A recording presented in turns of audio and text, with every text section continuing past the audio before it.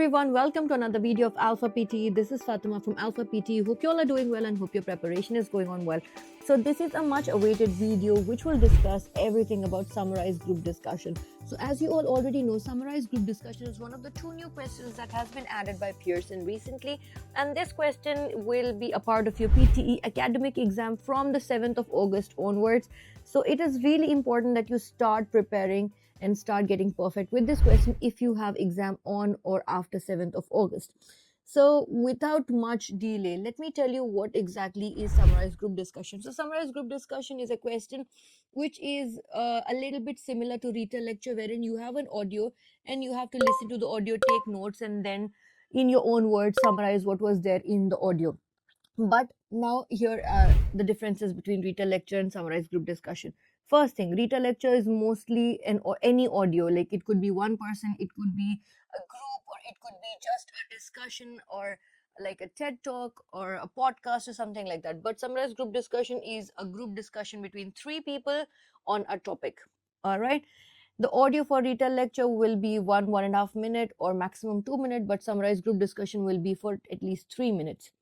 In Retell Lecture, you have to speak for 40 seconds, but in summarized group discussion, you have to speak for 22 minutes. Sorry, not 20, 2 minutes, my bad. So with this, people might think that, summarized group discussion is really difficult. But in all honesty, it gets a little tricky right now because we don't know this question. It is a pretty new question and we have not practiced it enough.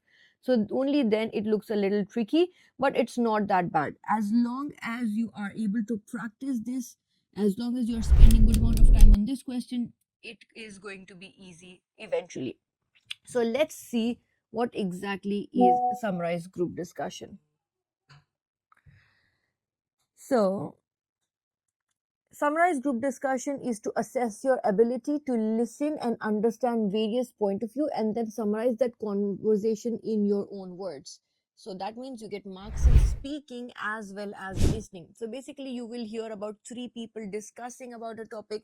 That can be any topic. Sometimes you hear three students discussing about university accommodation. Sometimes you see three lecturers discussing about open day. And then sometimes you will see three friends discussing about their careers and their opportunities and stuff like that. So it can be any discussion, any kind of group discussion. Now you are tested for your listening as well as your speaking skills. So your marks are clearly going to go in listening and speaking module. Why do you need to practice? You need to be familiar with this question, with the format, and with the practice. You need to improve your note taking skills. Your note taking plays a crucial role in this particular question type, and it has to be perfect, on point. All right. Now, in my opinion, there are some tips and tricks to ace this particular question. First and foremost, your note taking. Your note taking is the key, guys. You're not speaking for like 30 seconds, or you're not going to speak for like 10 seconds and stuff like that. You have to speak for 1.5 minutes or 2 minutes, and that is why you need to be really good with your note taking. You need to have good amount of notes to finish that much time. So yeah, that is one thing. First tip is work on your note taking. When you're taking notes, you need to keep in mind there's this, you will have a notepad, right? So if you have a notepad like this, turn it like this and make three sections, like speaker 1, speaker 2, speaker 3. And then whenever they say names, write names of the speaker. If they mention names, I find, it gives a little better marks when you mention names. Like for example, they said Amy or Janet or Joseph or something like that. So speaker 1, Amy started by talking about this. Speaker 2 was Janet was talking about this, and then the third speaker was saying this, and then you finish the whole topic like that. Okay. Now, always when first speaker is talking, right under the first speaker's section, even if she's talking and then taking a break and then talking again, whatever is the first speaker going to talk, you have to write under that. Then the second speaker, whatever they are going to say, right under the second speaker, then third speaker, and so on and so forth. So when you segregate the opinions of all the three speakers separately, you will have good amount of material to cover that time and to get good amount of marks. good number of marks. All right, so rather than trying to incorporate everything you hear like a hodgepodge, pay attention to the key ideas and the contrasting viewpoints of all the participants in the group discussion, and make sure you make a note of them. Keep your summary organized, like, okay, this the discussion, like, organize it in this manner, like, make sections for each speaker and don't mix them up. Maintain a confident and clear tone, all right, as if you are giving a lecture. All right, so when you are talking, don't mumble. When you mumble, you lose marks. That shows how underconfident you are and how you have not prepared enough. Always be clear when you talk. It shows how confident you are about the topic. Then one more thing, when it comes to speaking questions in general, let me tell you, you don't really have any marks in grammar. So I've seen a lot of people trying to form grammatically correct sentences. You don't need to do that. Just focus on your clarity, your fluency, and your content, your pronunciation, fluency, and content. As long as you're doing that, it's fine. Even if you're making grammatically incorrect sentences, if you're not taking pauses, you are fine. You'll still get 90, you'll still get good marks. All right, even I don't worry about having forming grammatically correct sentences when I am taking my exam. You already have so many things to consider, like, you already need to make sure you're not pausing abruptly. You already need to make sure that the words that you're using to connect, the connecting words, are not sounding like a fixed template which doesn't flag your answer. So there are already so many things going in your mind, and then if you're making some grammatical errors, who cares? All right, so it doesn't matter. Your focus here is just to speak clearly without pausing, and to have good content to be able to do that. All right, so then one more thing, as you already know, it's not this current rule. From last year, I think November, Pearson has started telling you that, we don't give you any marks if you use fixed templates. It still applies. So that's why, even in summarized group discussion, I would say, you don't use any fixed templates, don't rely on any fixed template. Rather, you focus on having an introductory sentence, a conclusive sentence that concludes your group discussion, and then you can have some connectors, some connecting sentences or connecting words that you're comfortable with.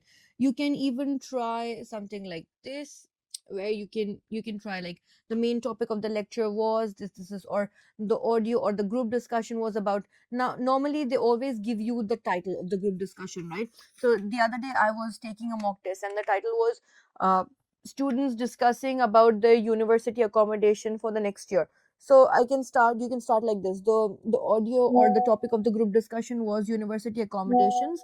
And then if you know the names of the students, you will say, oh, these are the students XYZ who were talking about this topic. Then you can start like this. If you don't know their names, just say the student number one was saying this, student number two was saying this.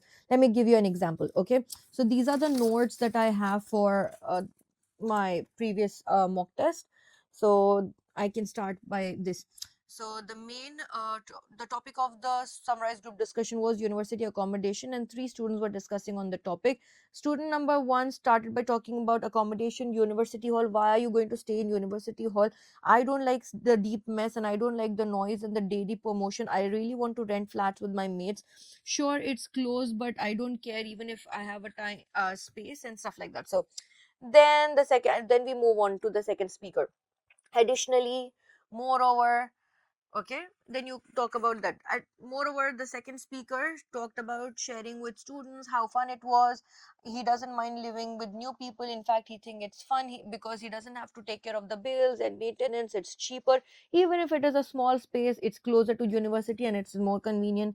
Then you move on to speaker number three. Speaker number three says there's no guarantee that you will live with your same friends. Even if you book together, you might end up being with new people. And I don't prefer doing that. I want to live with people who I am familiar with, because I come from a quiet home. Bills, I don't mind paying bills, but I prefer living in my space and stuff like that. So overall, they were discussing about different ways of university accommodation and how each of them is going to prefer, so on and so forth. Basically, this is how you go about it. Here you're not using a fixed template. Then in the end, you're just concluding whatever you remember. Overall, this is what all of them were talking about. Okay, so you start with a general sentence that is talking about the topic, you end with a general sentence that is talking about the topic. Now let's move on and solve one summarized group discussion. I'm going to play the audio. If you want, you can also start taking notes. You can pause now, keep your pen and paper ready, and start taking notes. To practice summarized group discussion. Let's go. Ready. Three students are discussing their experiences with peer tutoring and different learning support preferences. I've actually had a really good experience with peer tutoring. Last semester, I was struggling with advanced calculus, and my tutor really helped me get concepts I just couldn't understand from lectures. They explained things in a way that made so much more sense to me, kind of like translating what professors say into everyday student language. It really helped my confidence in that subject. That's great to hear. I was actually a peer tutor for an intro programming course last year, and it was surprisingly good for me too. Teaching someone else really makes you understand the material better yourself. I found myself going back to review things I thought I already knew, just so I could explain them clearly. I'm a bit more unsure about formal peer tutoring. I've always found it more helpful to just study with friends or classmates and explain things to each other if someone's stuck. It feels less like a formal lesson and more like working together. And there's less pressure to perform for someone who's officially tutoring you. I can see your point about the pressure, but I think the way formal peer tutoring is set up is what made it so effective for me. We had specific sessions, and the tutor had been trained on how to teach. With friends, it can sometimes just turn into complaining about how hard the subject is, instead of actually breaking down the problem step by step. Yeah, that's fair. I guess I've just always preferred that informal, flexible way. When I'm learning with friends, I feel more comfortable saying what I don't know without feeling judged. Plus, if we get stuck, we can all look for answers together or just take a break, which you might not feel as comfortable doing in a more formal setting. From the tutor's side, it can also be tricky to balance. You want to guide them, but you can't just give them the answers or do their work for them. I had a few students who just wanted me to tell them what to write, and I had to learn how to gently push them towards finding the solution themselves. It's a fine line to walk sometimes. That's a really good point, Chris. I think the key is finding the right peer tutor who knows how to help you learn, not just give you answers. It's not just about knowing the subject. It's also about being able to teach it well and change your approach for different learning styles. Some subjects might also work better with it than others. Absolutely. Some students learn well with visual explanations, others need to write things out, and some just need to talk through it. Changing your approach quickly is a challenge, especially when you're also a student with your own studies. It really shows how different learning can be. So I guess it really comes down to what you prefer and how good the program or the person is. If you find a good match, whether it's formal or informal, it can be super helpful. It's definitely a good thing to have when you're struggling, no matter how you get it. Let me just go through my notes that I have written so it's easy for me. The group discussion was about discussing their peer tutoring and different learning support preferences. There were students who were discussing about this. The first speaker was a girl and she said she liked it. The second speaker was a peer tutor and the third speaker was a boy. I think the name of the second speaker was Chris, but it was not sure. But the names of the other two speakers were not given. Speaker number one started by saying that it was a good experience peer tutoring, struggling advanced calculus and tutor helped me concepts. She also talked about kind of translating professor says. Moreover, she elaborated by saying point about pressure, formal peer tutoring, effective we had specific sessions, tutor being trained and sometimes into complaining about hard the subject is. She also talked about problems step by step. Moreover, she ended by saying it's a really good point, Chris, finding the right peer tutor, how to help you learn, not just the answers but knowing the subject and being able to teach the approach. The speaker number two was a tutor who was a tutor in peer tutoring. She said that great to hear. Introductory program course last year, surprisingly good for me. Teaching someone else really makes you understand material better. She also said that I really knew I could explain clearly. Speaker number two elaborated by talking about from tutor side tricky to balance, want to guide them and answer their work. Moreover, she said that it is gently to push them away to solutions and line of work sometimes. Speaker number 3 was the person who was not sure about formal peer tutoring. He found it more helpful to just study with friends, classmates, and explaining things to each other. He said that formal tutoring is like working together and less pressure to perform. Moreover, he elaborated by saying that it's fair. I guess everybody prefer informal, flexible way, learning with friends more comfortable. Moreover, he not only talked about getting stuck answer together and comfortable doing so, but he also mentioned about I get really comes down to preferring how good the program the person is and good match whether it is formal or informal. He also ended by talking about the good thing is when you're struggling, no matter how you get it. Overall, they were talking about the peer learning and how different people prefer formal or informal education. Okay, so I got good number of notes. So maybe I was able to finish the entire thing. So I've got like one whole page here and one whole page here. So the group discussion was about discussing the peer. Let's submit and see. Okay, not bad. So see, like I said, everything comes down to your note taking. If you have good amount of notes in front of you and you are prepared, like well prepared, if you have been practicing it, I have taken so many mock tests, guys, I can't even tell you. And this doesn't come like overnight. Even as a trainer, we need to like, take exams and practice, sit and actually sit down and practice and see which is the easiest way of solving this. And I personally prefer like finishing one speaker, then moving on to the second speaker, then moving on to the third speaker is easy, and your time will be finished.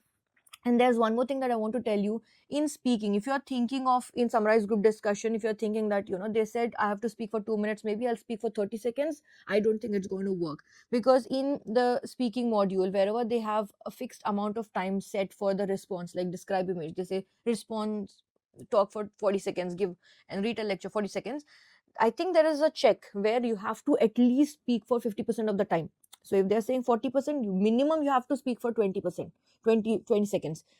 Same for Retell Lecture. So the same thing is applied here. Now if they're saying speak for 2 minutes, that means you have to minimum speak for 1.5 minute. I prefer 1.5 minute. I normally speak for 1.5 minute. This time maybe I had a lot of content. I didn't even see how much time was remaining.